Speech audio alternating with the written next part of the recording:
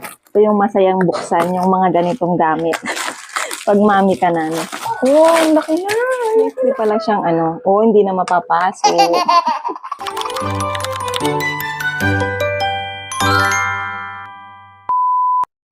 So, buksan ko tong mga binili gamit sa kusina. Pangluto. Ito yung masayang buksan, yung mga ganitong gamit. Pag mami ka na, no? In-order yan ni Daddy Yo, so pina-unbox niya sa akin. Ito yung unang box. Isang set na to. Ang nakakatuwa talaga sa asawa ko is talagang sinusupport ka niya dun sa mga hilig mo talaga. Talagang ipupush ka niya. And ang hilig niya rin talagang bumili ng mga gamit sa bahay. Kasi naman, magagamit nga naman talaga. Hirap buksan. Medyo kinabahan pa ako dyan kasi yung box talaga is UP-UP na. Buti na lang hindi naman na UP yung mga laman. Oh. Unang-una. Taren! Kaya nakaka-excite talaga pag ganyan yung mga gamit mo. So, ilalagay mo pa yan. Ayan, yung mga hawakan niya. Tapos, may takip siyang color. May takip po. Yung una. Then, meron pa. Tabi muna natin. Baka mabasag yung takip. Kaya, happy.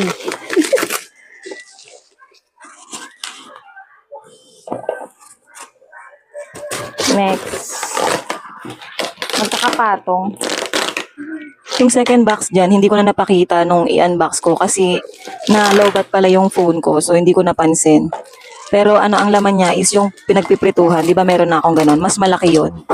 Ay, mas malaki pala to, itong bago. So, ayan, sobrang nakakatuwa. Medyo mahirap siyang buksan kasi kahit UP-UP yung box niya, sobrang dami niyang tape, yes. Siniled naman ng tape, pero sana binabble wrap din, no? Nagreklamo pa. Kasi naman, pagdating talaga is UP-UP talaga yung box. Kaya nag-alala ko, baka na-UP din yung laman, di ba? Sayang naman, kahit naman medyo mura yan. Pinaghirapan pa rin yan ng asawa ko. So, ayan nga dyan, pagka-post kong ganyan is namatay na pala yung phone ko. Hindi ko napansin. So, ayan, sa third box na tayo. Pinakamalaki. Yung pinakamalaki.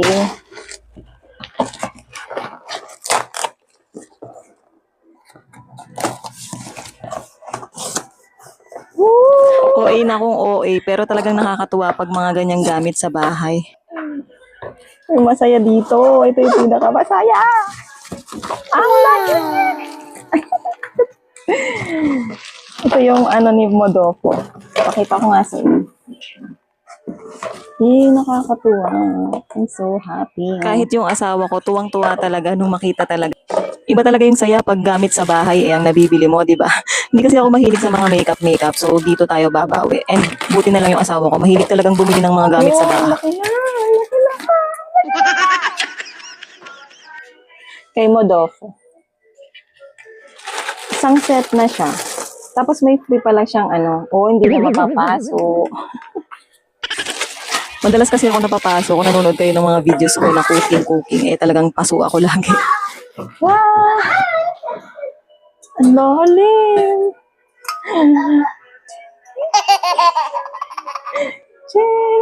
Di ba ang ganda, nakaka-excite lutuan ng sopas.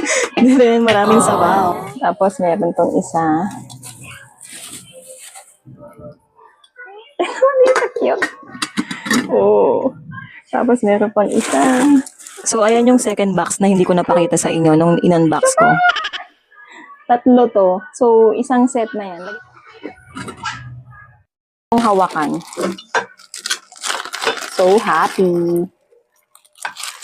Meron na akong ganito, di ba? Yung medyo, mas malaki. Oh, amazing. Amazing. Nakakatuwa naman po. Tama ba ako? Tama. Ay, baliktad. Ganyan pala. Tapos meron na siyang sariling panglagay.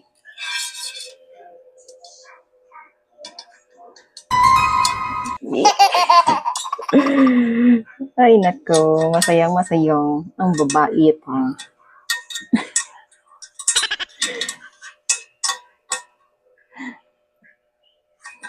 Sandok naman, Daddy Yo. Sandok na. Isang set. Ito yung magandang gift. Matutuwa yung mga misis nyo pag ganito yung binigay nyo. Sa mga daddies dyan. O, diba? Oh, ang laki na! Sarap ng maggisa-gisa dito. Oh, amazing. Next, yung isa pa. Nakakatuwa. Nakakatuwa. Tapos ito pagsabawan ng noodles. Noodles. Tapos ito, wooden pala. Wooden yung hawakan. Wooden. Ay, ang dami naman itong tornilyo. Kasi may hawakan siya. May hawakan, tapos meron sa ibabaw. Okay, gets. Ano ba to? Ganyan. Diyan na ako nahirapan sa paglalagay ng yung hawakan mismo ng takip. Tapos yung mismong hawakan niya kasi ang hirap ilubog ng mismong yung mismong tornilyo niya. Talagang ang hirap iikot. Mali. How? Sa likod. Hindi ko alam gawin. Dito. Hindi. Paano to? Doon yan. Dito ba yan? Dito yata. Ay. Paano ito? Ganyan yata. Ganyan ba? Tinatry ko talagang ilagay yan. Kaso hindi talaga carry bells ng aking power. Hindi tayo magaling sa mga ganyan. Ganyan yata.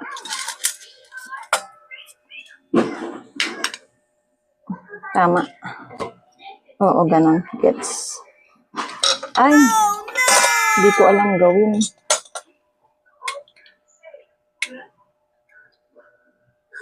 Ay, hindi ko alam to. Paano ko na lang kay Daddy Yo? Palagay ko na lang. Hindi ko alam ilagay. Baka ako yung mabonjing. Sabi na lang natin. Kay mo daw po to. So, kung naghahanap kayo ng isang set na ganito, tapos lalo na kung malaking ganito ang gusto nyo, pwede naman pa isa-isa lang. Tadaan! Tadadaran! O, diba? Ang kikintab, parang sabi, magluto ka na, magluto ka na. So, eto nga pala yung next na unboxing namin. So, si Daddy yung nag-unbox nito. Yung binili niya din to, nauna to. So, sinama ko na din dito yung video. Sayang naman. Yan naman yung gustong-gusto talagang bilhin ng asawa ko. Ang tagal niya nang gustong bilhin, kaso sabi ko, kailangan ba natin? Magagamit ba natin? As in, nasa na kami niyan nasa mall na kami. Tapos nagpumili na talaga siya ng brand. Tapos tinignan niya na lahat-lahat sa loob. Tapos sabi niya sa akin, pagharap niya, ko na ba? Ate, anuhin na namin, kunin na namin. Tapos sabi ko, kailangan ba talaga natin? Parang, abala lang, agaw space lang sa bahay. Tapos biglang sabi, ay ate, next time na lang pala. Ganon. So ngayon talagang bumili na talaga siya. Hindi na siya nagpapigil. Umorder na po siya at dumating na lang talaga sa bahay. Nakakatuwa talaga sa kanya. Mahilig talaga siya sa mga gamit-gamit. So ayan, kasi madalas ako magluto nga naman. Totoo naman kasi kailangan talaga yung iinit-initan ng mga food na niluluto ko. Sayang naman kasi. O diba? Ayan. Tadan! Happy na siya yarn. Wow, so amazing.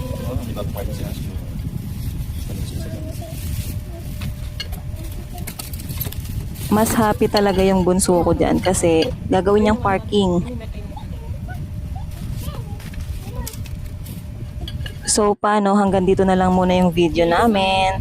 Sa susunod na lang ulit. So, next time na lang ako magluluto. Thank you for watching. Kung nagustuhan nyo nga pala yung video ko, please like, comment, and subscribe na rin po para updated kayo sa mga darating pang mga videos. Thank you!